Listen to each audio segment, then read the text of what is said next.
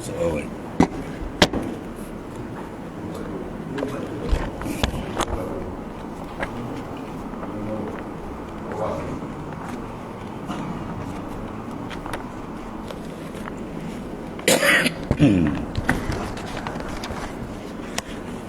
إلى حضرة النبي المصطفى رسول الله صلى الله عليه وسلم آمين الكرام شاولهم الفاتحة أعوذ بالله من الشيطان الرجيم بسم الله الرحمن الرحيم إياك نعبد وإياك نستعين اهدنا الصراط المستقيم غير المغضوب عليهم ولا الضالين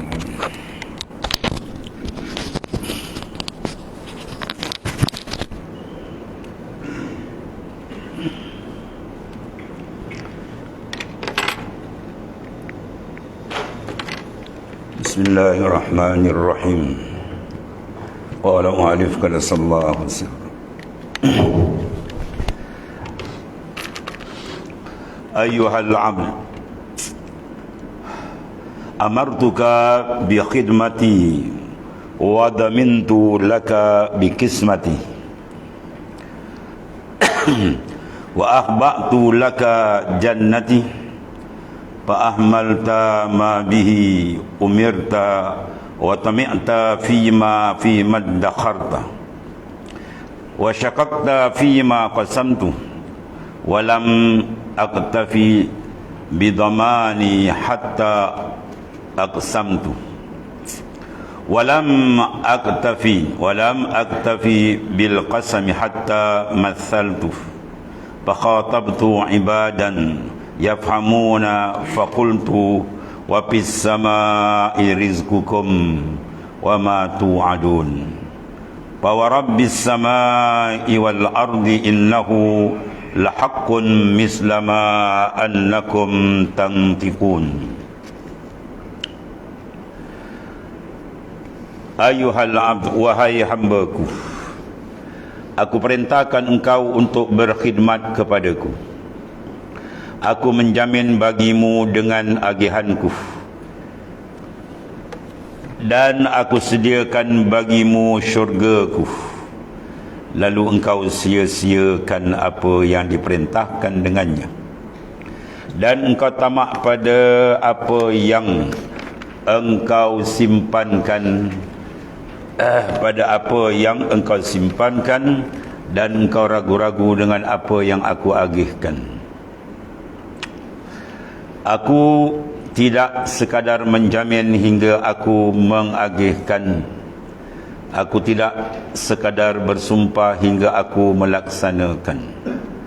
Maka aku seru kepada hamba-hamba yang memahami seraya aku bertitah, dan terdapat pada langit itu rezeki kamu dan apa yang dijanjikan kepada kamu. Maka demi Tuhan langit dan bumi sesungguhnya adalah ia satu kepastian seumpama apa yang kamu bercakap tentangnya.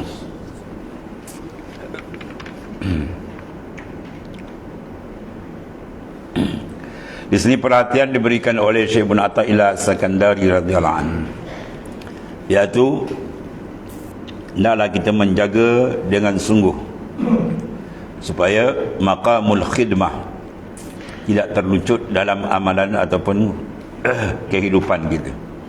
Itu sentiasa berkhidmat kepada Allah Subhanahu wa taala. Khidmat mana keikhlasan dalam melaksanakan amal tanpa melihat kepada pembalasan. Ya, kalau kita buat amal, kita perhatikan balasan, itu belum masuk lagi lain khidmah. Kita buat ibadat zahir baru. Salah ke? Itu peringkat awam. Ada peringkat untuk mendampingkan diri kepada Ta'ala, maka buat amalan ya bukan atas dasar meraih akan pembalasan. Hati kita kepada Tuhan dia, dengan mengharapkan khidmat yang kita buat, kita mendapat kasih sayang dari Allah Ta'ala. Itu maksud, itu maqamul khidmah. Kemudian disebut sini masalah jaminan, itu rezeki madmun, rezeki yang dijamin oleh Allah Subhanahu wa taala. Itu dalam perbahasan ulama-ulama sufi dalam bab rezeki panjang mereka hurai. Pada sini manusia banyak tergelincir. Ya, ahli ibadat zahir banyak tergelincir.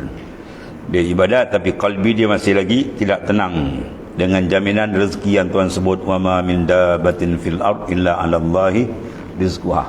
Tidak ada yang melata atas muka bumi melainkan rezeki dia siap, tak ada siapa boleh alih.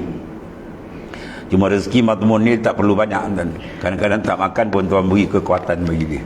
Itu setengah daripada madmun. Ya, rezeki yang Tuhan jamin. Ada pun rezeki yang lain-lain tu Tuhan bagi, tapi Tuhan jadikan sebab. Dia panggil rezeki maksub dan sebagainya. Ini kalau tak pandai break dia babas. Dia cari lebih banyak, dah banyak nak banyak lagi, banyak lagi habis. Akhirnya dia terjerumus dalam kelalaian. Orang suruh menimba amal saleh mendekat dengan Tuhan, dia sibuk mendekatkan diri daripada harta benda. Semakin hari semakin kuat kasih dia kepada benda, makin menyebabkan kasih ke Tuhan tadi akan terhakis sedikit demi sedikit. Ini amat bahaya. Kemudian Allah Ta'ala menjanjikan kepada kita supaya kita jangan ada kerisauan bahawasanya syurga itu ditetapkan. Balasan yang besar di syurga disediakan bagi hamba yang berkhidmat sungguh kepadanya. Tapi malangnya banyak manusia sia-siakan, ya, apa yang dibagikan Allah Ta'ala, maka mereka sia-siakan, maka tidak memberikan tumpuan apa yang telah dijanjikan oleh Allah Subhanahu Taala. Hasil daripada apa? Wahmun, penyakit waham yang hinggap dalam kalbi dia, syak dan sebagainya. Kemudian di samping itu pula di sini adalah ketamakan yang amat bahaya. Ya, tamak yang ada pada engkau. Benda yang dah ada pun kita tak cukup, itu maksudnya. Ya, tak ada, tak cukup. Nak cari lagi, ada lagi nak cari. Syukurnya tidak, ni tamak yang menghilangkan kehidupan dia. Betul sebut dalam kitab Iqna', satu syair ulama dia kata apa? Fardha bima qasamal maliku fa innama qasamal ma'isyata bainana qasamuha. Fardha bima qasamil malik, fardha bima qasamal malik. Redalah apa yang telah ditaksimkan oleh Malikul Haq, itulah Allah Subhanahu Taala. Apa yang Tuhan dah taksimkan, dia dah bagi cukup. Pembahagia maha adil, diberi banyak tu ada hikmat, diberi banyak ni pun ada hikmat di mana, supaya jiwa manusia tentam dan tenang, tidak terkacau untuk menghadap kepada Allah Ta'ala. Tapi bila benda ni tidak diamati, akhirnya dia terganggu, rohani dia terganggu, nak menghadap Tuhan dengan sibuk memikirkan benda yang sudah disediakan oleh Allah Subhanahu Ta'ala. Ia hasil daripada mereka diserang serangan hebat daripada syaitan. Asy-syaitanu ya'idukumul faqr. Syaitan sentiasa membisikkan di telinga kamu, hati kamu tadi, akan kesusahan, kefakiran, ya, sehingga dia tidak ada memberi masa untuk beribadah kepada Allah. Dia beri masa dia hanya untuk mengumpul, ya, dan menimbun dunia kendak nafsu.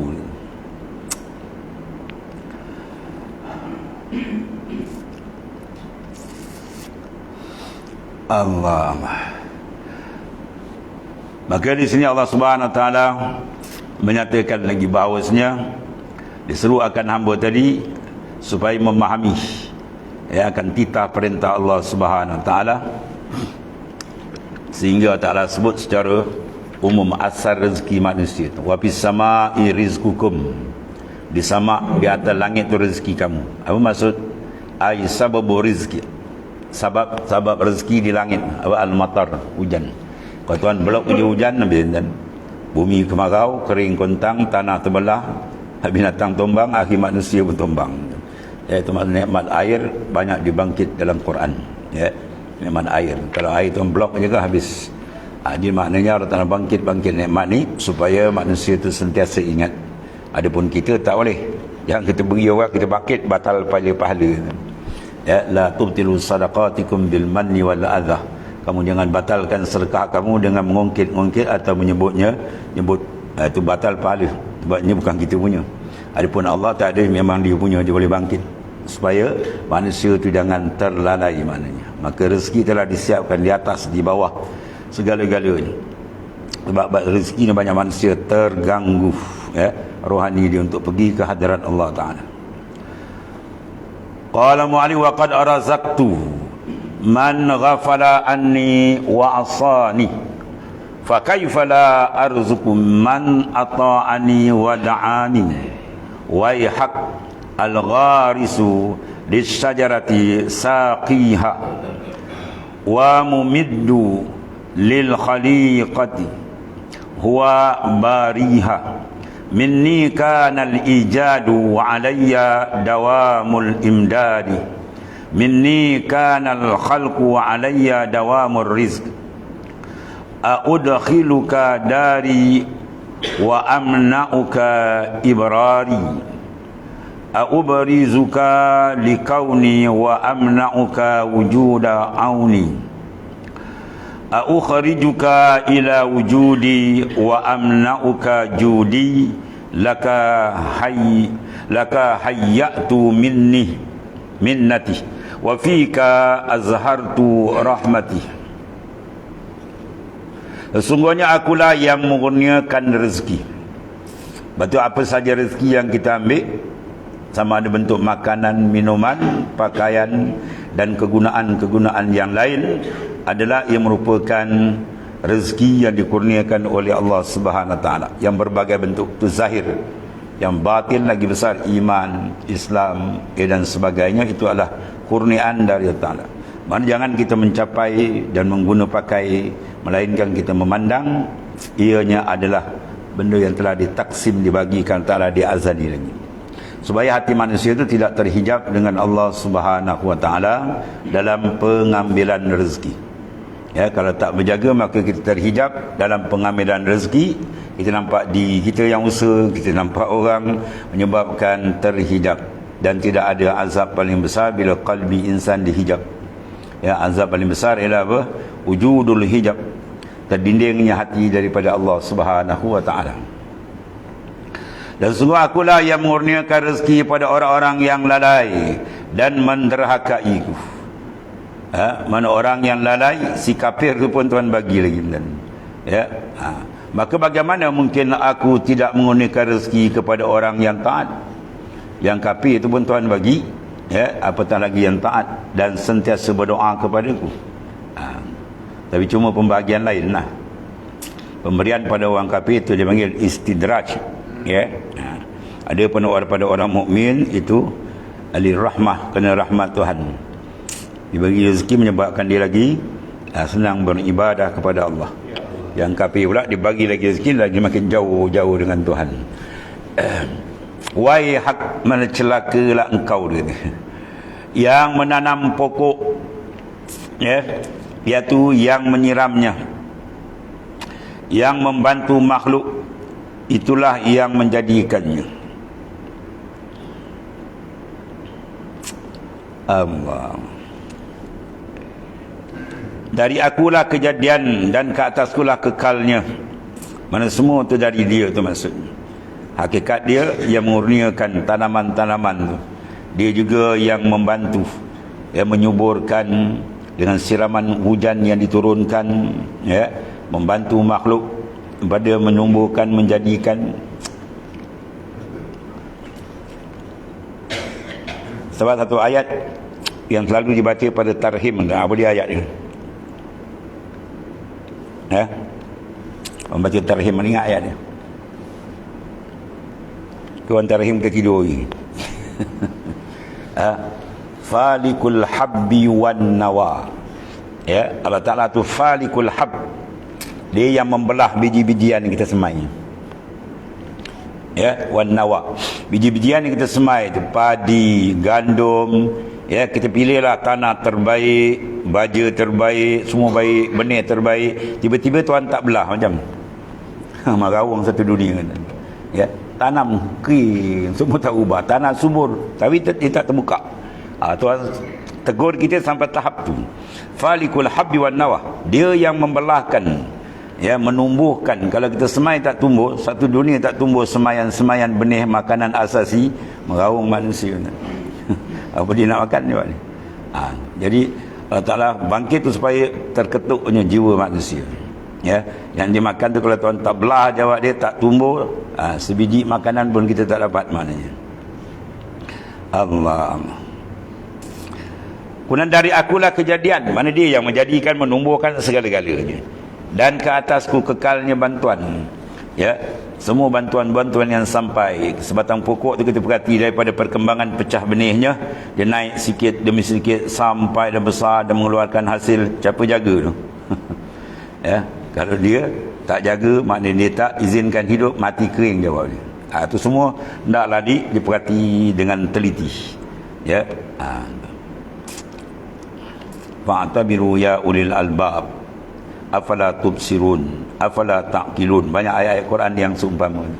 Ya, adakah kamu tak memikir, adakah kamu tidak memandang, Tuhan kata. Kamu tak ambil perhatian semua benda besar. Dan akulah penciptanya. Ya, dan ke atasku kekal rezeki itu. Sampai jadi kita dapat menghasilkan sehingga dapat oleh keuntungan macam-macam dalam projek pertanian dan sebagainya, semua daripada Allah Subhanahu Wa Taala. Batu petani ni kalau diperhati betul-betul, banyak unsur dia untuk memandang kebesaran Tuhan dalam tanaman-tanaman dia tadi. Perkembangan dia sampai dah dia mengutip hasil. Dan banyak maknanya kiasan-kiasan yang boleh digunakan dalam kehidupan kita dalam melakukan amal soleh. Itu juga amal soleh. Bila kita nak tanam, kena pilih bumi yang subur, benih yang baik, penjagaan yang betul sehingga mengeluarkan hasil. Begitulah ibadat. Ibadat kena sungguh dengan adab yang betul, ya. Kemudian jaga dia betul, jangan dirosakkan dengan penyakit-penyakit yang merosakkan dia sampailah dia dapat menuai hasil di akhirat itu. Itu maksudnya. Kemudian, adakah patut aku menzahirkan engkau kepada kejadianku serta aku menghalang bantuan daripadamu? Patut ke Tuhan maknanya jadi itu kemudian dia tak bagi rezeki. Mana ada? Setiap saat kita dalam kurnia yang tidak terhingga. Wa itta'undun ni'matallahi la tusuha. Kalau kita nak hitung nikmat Tuhan, tak terhitung. Nikmat dalam bentuk pemberian, nikmat dalam bentuk pemalingan masaib, ya, i'ta, pemberian. Malingkan musibah-musibah yang seribu satu macam boleh berlaku, dipalingkan tak kena kepada kita. Kita dalam keadaan sihat, ya, aman, sihat, dapat menggunakan pakai nikmat dia, maka tidak segianya insan itu lalai. Dia jangan lalai. Tuhan tak pernah lalai, kita pun jangan lalai. Sebab lalai itu musuh besar kepada perjalanan rohani kita kepada Allah Ta'ala. Kemudian, adakah patut aku mengeluarkan engkau kepada kewujudanku serta aku menghalang engkau daripada kemuliaanku? Maknanya, Allah wujudkan kita di dunia ini untuk kita mengecap kemuliaan yang paling besar sekali. Apa kemuliaan paling besar? Ma'rifatullah lah, tuan-tuan. Ma'rifat akan Allah, itu kurniaan yang paling besar. Dikenal Tuhan sebenar kenal, selesai masalah. Bahawa orang yang betul-betul kenal Tuhan, dia tak akan lagi hati dengan Tuhan, dia tak akan lagi pada syariat Allah, bahkan dia buat dengan sungguh-sungguh, bahkan dia dapat kelazatan dan bernikmat dengan Tuhannya. Itu yang besar. Lepas tu Sayyidina Ali karramallahu wajhahu mengatakan, aku tidak minat masuk syurga pada waktu kecil. Waktu kecil belum balik mati, confirm syurga. Aku tak minat macam tu. Aku minat aku dibesarkan sehingga aku mengenali dia dan aku mengabdikan diri kepada dia, kemudian baru dimasukkan syurga. Mana besarnya makrifah akan Allah dan ubudiyah, kehambaan kepada Allah Subhanahu wa taala. Itu besar. Wa ma qana'tu bid dunya hatta dakhartu laka jannati wa maktafaitu laka bizalika hatta adkhaftuka bi ru'yati fa iza kanat hazihi af'ali fa kaifa tashukku fi ifdali fakhtarni wa la takhtar alayya wa wajjih qalbak bisidqi ilayya. Ini besar. Wa wajjih qalbak bisidq ilayya fa in fa'alta araituka gharaibi lutfi wa bada'i'a judi wa amitti wa umatti sirraka bisyuhudi. Itu besar punya ni. Aku tidak merasa cukup, aku tidak merasa cukup dengan dunia ini untukmu. Nah, ni Tuhan sediakan pula besar syurga di akhirat. Itu maksudnya. Nikmat dunia kadang nampak besar tak? Oh, sebisan itu. 99% di akhirat. 100% Tuhan jadikan rahmat, dicempak atas dunia 1%, kan? Mengambil pakai oleh insan manusia tadi segala-galanya makhluk daripada awal dunia sampailah kiamat. 1% je. Bayangkan 99 macam mana. Tu sebab Rasulullah buat penggulungan, tak boleh nak tangkap, kenikmatan besar sana. Ya, a'datu li ibadiyas salihin ma la ainun ra'at wala uzunun sami'at wala ala khatari qalbil bashar. Aku sediakan pada hamba-Ku yang saleh, yang taat, benda yang tak pernah dilihat lagi, tak pernah didengar lagi, tak pernah terlintas kita khayal macam mana hebat, sana lebih hebat lagi. Itu maknanya Tuhan sediakan. Allah tu makna kemurahan kasih sayang Tuhan yang terlampau hebat. Ya. Kemudian aku tidak memadai dengan hal demikian untukmu, sehingga aku anugerahkan kepadamu untuk melihatku. Itu nikmat kemuncak dia. Tak ada nikmat paling besar dalam syurga, itu lihat ru'yah. Wujuhun yawma idzin nadhirah ila rabbiha nazirah. Wajah orang beriman berseri-seri kepada Tuhannya, ia dibukakan melihat. Apabila segala ini adalah perbuatanku, bagaimana engkau masih ragu-ragu terhadap kurniaku? Tak lain tak bukan dia kena dihinggapi racun daripada tembakan syaitan dan nafsu yang sentiasa meragukan maknanya kurnia Tuhan, padahal dia mengambil itu dah banyak dah. Oleh itu pilihlah aku. Naklah kamu memilih Allah Ta'ala dalam jalan kehidupan, jangan pilih jalan yang lain. Wa anna hadza sirati mustaqiman fattabi'u wa la tattabi'us subula fatafarraqa bikum an sabili. Dan inilah jalanku Islam, ya, maka fattabi'u, naklah kamu semua mengikutinya. Wa la tattabi'us subula, kamu jangan ikut jalan-jalan yang lain, cari hidup yang lain, izm yang lain. Kalau kamu bawa fatafarraqa bikum an sabili, bala Tuhan kenakan kamu akan berpecah belah kamu sendiri. Ya, kamu akan berpecah belah, kamu akan bergaduh, ya, tak habis-habis sebab tak ikut jalan Allah Ta'ala. Jadi jalan ni Allah tunjukkan bagi kita. Kemudian apa yang perlu kita buat ni, wa wajjih qalbak bisidqi ilayyah. Maka hadapkanlah hatimu kepadaku. Itu yang penting. Setiap saat hati dia hendaklah menghadap. Tawajjuh itu mana wajah. Dan semayang dia kan, wajah tu wajhiya lillazi, itu tawajjuh. Tawajjuh mana kita menghadapkan kalbi kita terus kepada zat yang maha besar, zat yang tunggal dalam ketuhanan dan pentadbirannya. Allah.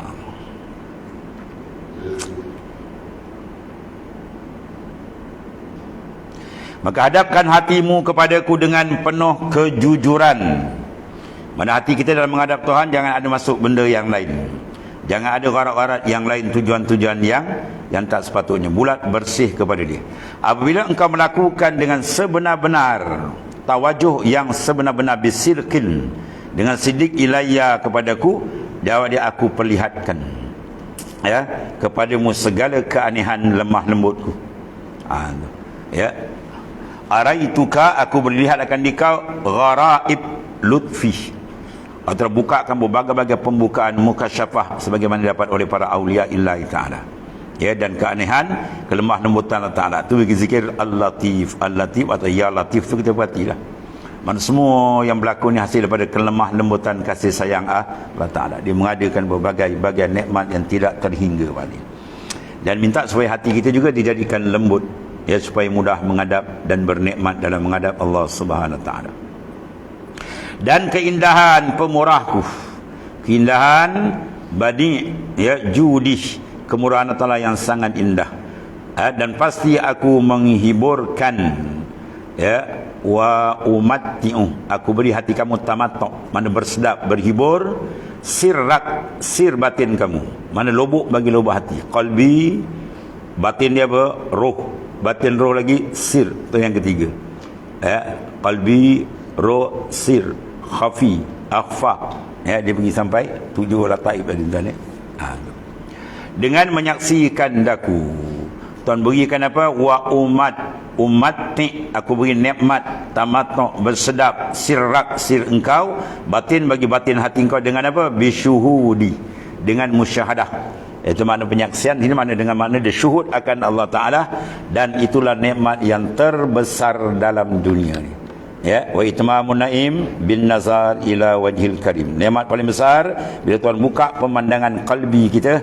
Di dunia dapat melihat dia, di akhirat lihat terus Itu nikmat yang paling besar. Sebab manusia kalau dibuka dia makan musyadah, masya-Allah, ya, hilang segala nikmat yang lain. Bersedaplah ia dengan Tuhannya, dan bila dia asyik dengan Tuhan, di mana ya dia akan singgah atau terkena sifat-sifat mazmumah.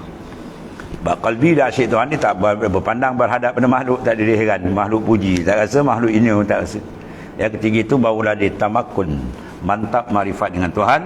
Maka di situ kelazatan yang besar Tuhan akan berikan. Jadi kena lalui proses dia lah.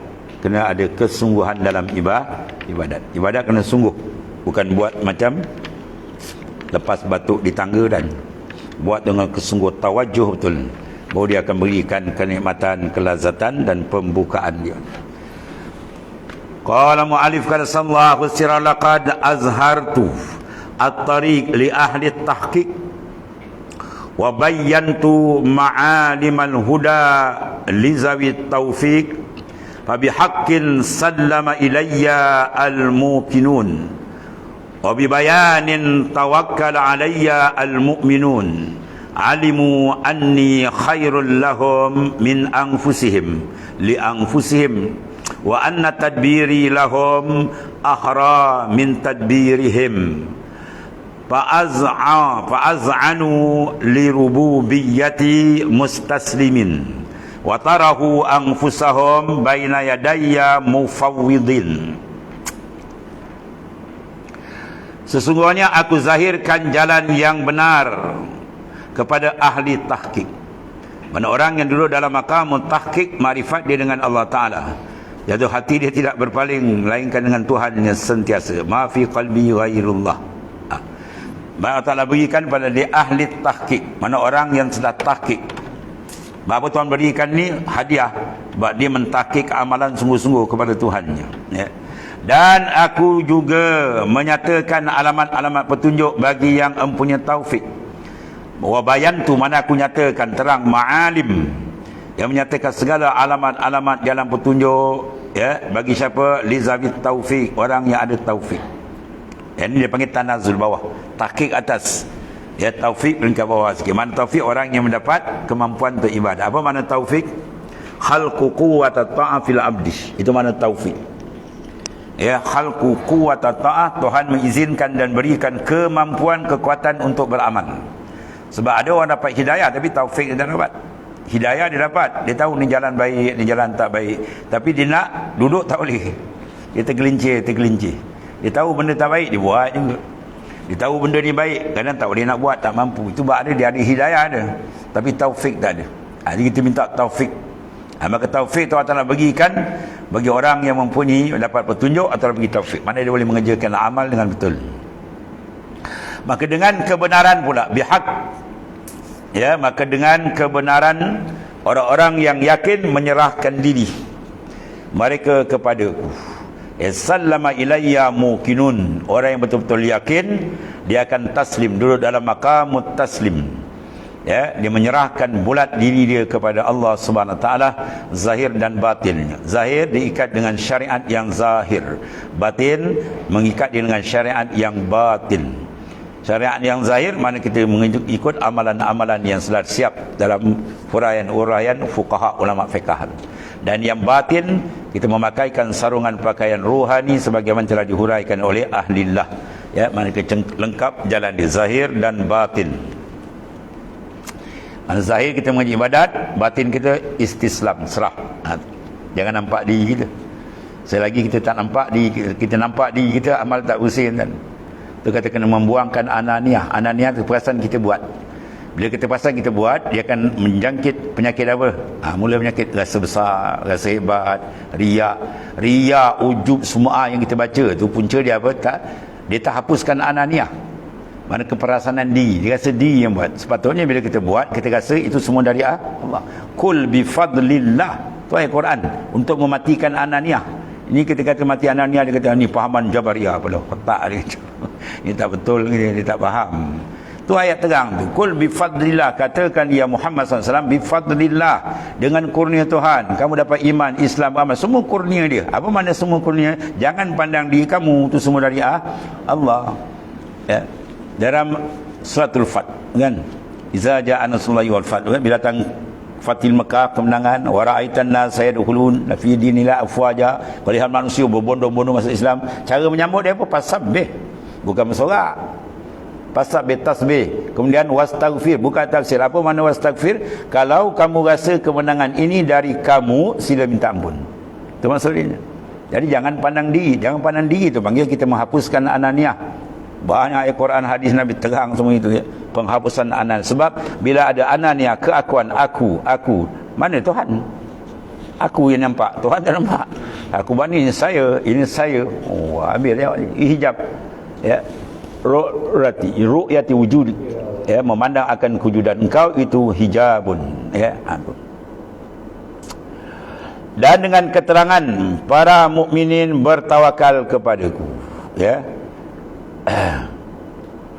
Menyerah diri mereka itu kepadaku, dan dengan keterangan yang Tuhan bukakan, ya, mukasyafah dia, para mukminin bertawakal ke atasku.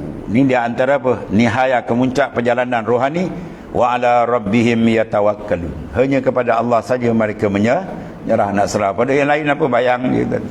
Mereka meyakini bahawa aku terlebih baik dari diri mereka untuk diri mereka. Ya, kita jaga diri kita. Banyak orang tak kerti jaga diri. Banyak orang yang tak kerti jaga diri. Dia buat maksiat tu, dia tak kerti jaga diri lah. Dia menempah tiket ke neraka. Dia sendiri azab diri dia. Allah Ta'ala yang sangat penyayang, memberikan iman, taufik dan sebagainya. Mana dia tak kerti nak jaga diri tadi. Jangan serahkan diri pada kita. Serahkan diri kita kepada Allah, makna minta setiap saat kita dalam bantuan, pertolongan dia, hidayah, taufik, mukasyafah dan sebagainya. Lebih banyak daripada tadbir mereka itu. Lantaran itu mereka menundukkan diri kepada rububiyahku, pada ketuhanan Allah Ta'ala, dengan merendah diri. Itu yang dikendaki. Ya, dalam keadaan dia merendah diri bagi rububiyah Allah Ta'ala, dan mereka mencampakkan diri-diri mereka di hadapanku. Mereka mencampak watarahu anfusahum baina yadayya mufawwidin, dalam keadaan mufawwid. Mana apa mufawwid? Mereka menyerahkan diri. Itu mana mufawwid, mana orang yang menyerahkan diri dia bulat kepada Allah Subhanahu wa taala. Bila dia serah, maka Tuhan bantulah.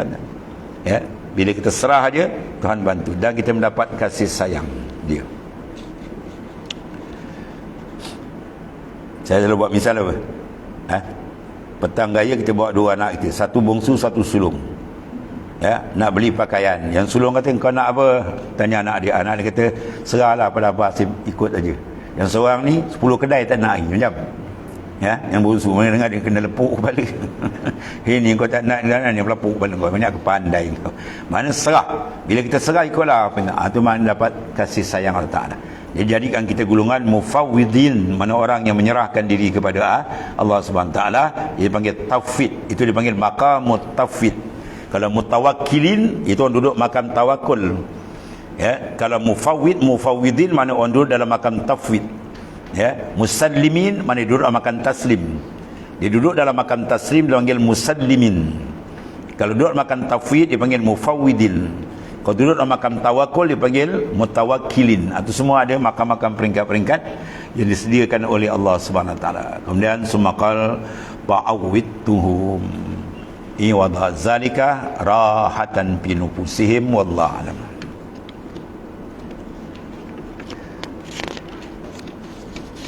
Bismillahirrahmanirrahim. Alhamdulillahirabbil alamin. Wassalatu wassalamu ala asyrafil anbiya'i sayyidina maulana Muhammad. Allahumma ighfir lana ya Allah ma aslam.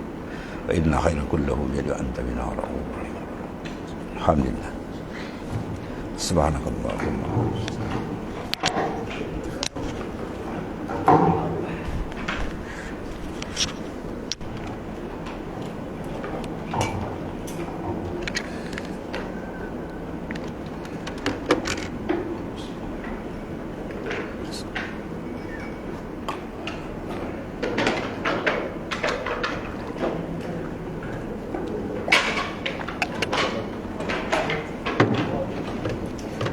Ya Karim.